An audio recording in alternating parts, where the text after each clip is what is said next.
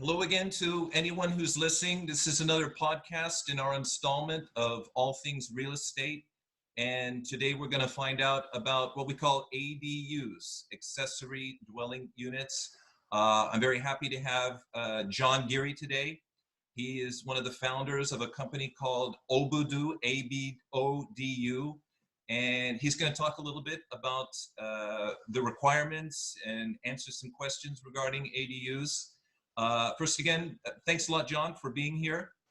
Thank you so much for having me, man.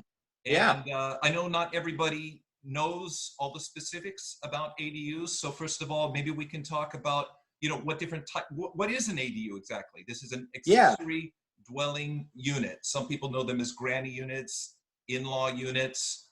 What is an ADU and what are the different types, first of all?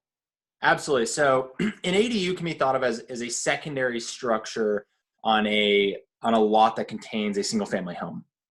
They've been gaining popularity in the past couple of years as a very low impact way to add housing units to areas that need more density.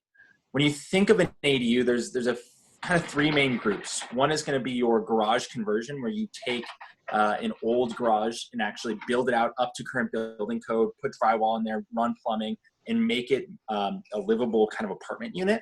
Mm-hmm. Another is what's called an attached ADU, where homeowners convert a master and ensuite bedroom or bathroom portion of their home, or a guest bedroom ensuite bathroom portion of their home, add a kitchen and a dedicated kind of HVAC system, electrical system, things like that, to make it a standalone apartment.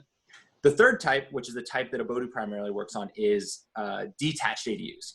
When you think of a detached ADU, you can think of that as almost an entirely separate structure on that property that is built completely separately from the main home. So we aren't pulling the same HVAC system, the same electric system. It's its own dedicated new structure.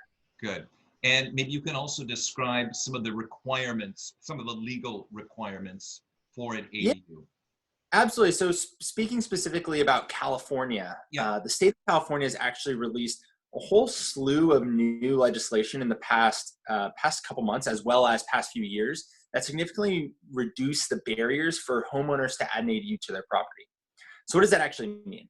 Well, across the state of California now, there is no minimum lot size requirement for putting an ADU on it. Okay. Correct. So you can have a lot size of any square footage and legally be allowed to add an ADU.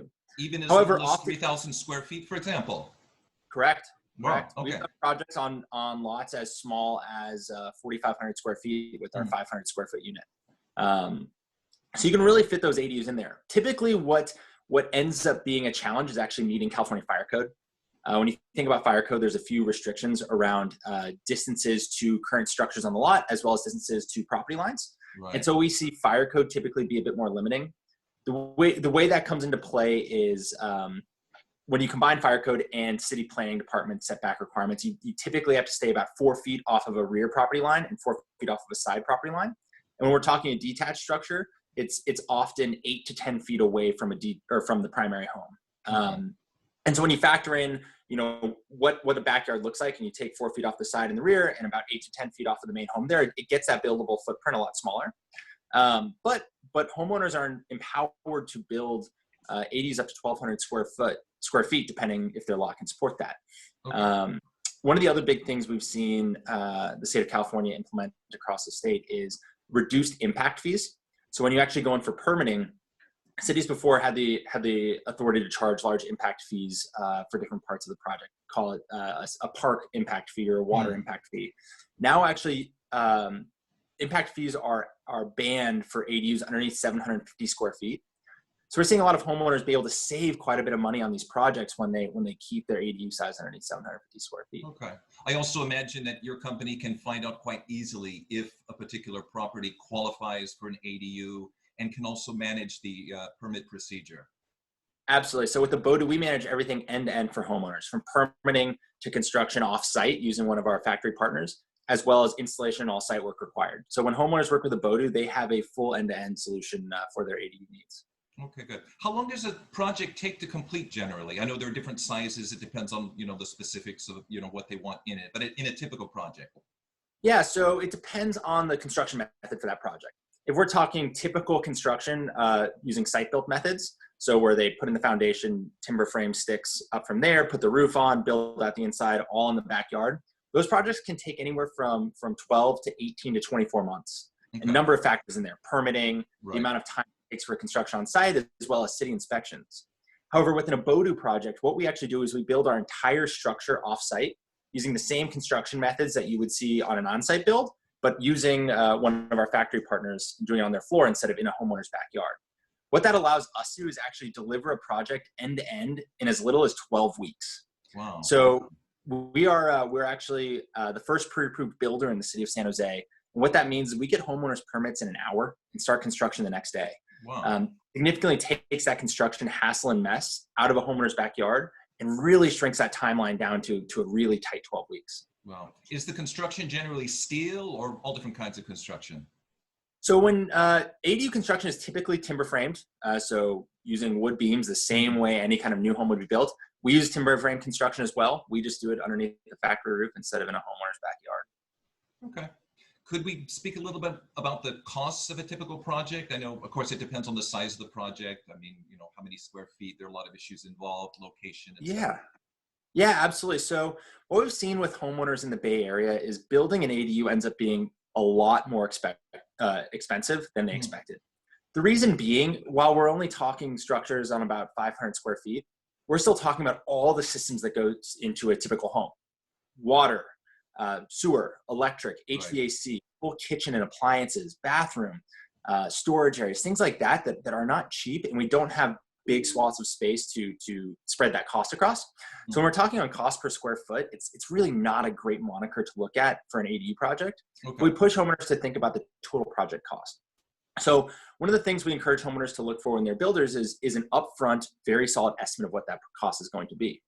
With Abodu, we sign up for upfront project costs with all of our homeowners, and that starts at $199,000. Okay. When you think about typical site-built construction, projects often get up to $375,000 to $400,000 plus for just a 500 square foot unit. And so we encourage homeowners to ask those detailed questions of their builder providers to get an understanding of, you know, what is this cost all in going to look like at the end of the project. Okay. Is it possible to finance these? Absolutely, it is possible to finance these. Okay. We see homeowners using a variety of different debt methods, but in particular, we see a lot of cash out refinances and home equity lines of credit as being good tools for a homeowner to do this. Yeah. And when you think about a recent customer of ours in particular, they used a home equity line of credit that added about $950 a month to their monthly payment. And when they think about what that rental income can look like, this is a customer right near downtown San Jose. They can expect, you know, call it $2,500 to $2,750 a month in rent. Yeah. And it just generates really quite positive cash flow for that family. Absolutely. Maybe another podcast we could talk about that, about, you know, the benefits. Absolutely. Because traditionally these have been used for, you know, grandmother or for the in-laws, but the possibility to rent them out and, again, offsetting the cost of rent to the cost of finance. I mean, it really makes sense now for homeowners that are looking for extra income. Well, Absolutely. Last question here, John. What advice would you give to somebody who's thinking about buying or setting up an ADU? My biggest advice would be do your homework. An Okay. ADU project is a challenging project, and working with a provider that understands the process end to end is very important to making sure this project is a good experience. Okay. I would encourage a homeowner to take a step back and try to determine what their goal is with this project. Is it a family use case? Is it a rental use case? Are they solving for minimal cost, minimal time, or a combination of the both? Or are you solving for kind of the utmost customization given your property? Okay. Given what you're looking for there, I'd recommend looking at the different construction methods, right? A prefabricated method like what Abodu utilizes can save you significant time and money, but you're gonna sacrifice some customization. Where a typical site-built structure, you're gonna be able to get a lot more customization in there, but it's gonna take a lot more time and a lot more money.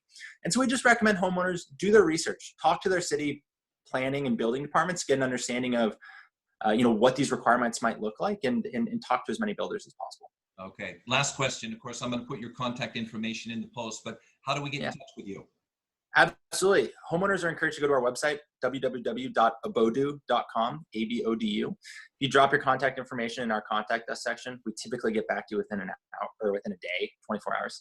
And we'll let you know right off the bat whether your property is a really good fit for Abodu or whether we can recommend another provider. Okay, thanks again for your time, John. Again, anybody who's thinking about getting one, you're going to find John's contact information, telephone, and website address in the post. You can also reach out to me. My name's Ken Buchanan. I'm a realtor with Century 21 Real Estate Alliance. Thank you for listening. Bye. Thanks, Ken. Did we hit 10 minutes? Just under.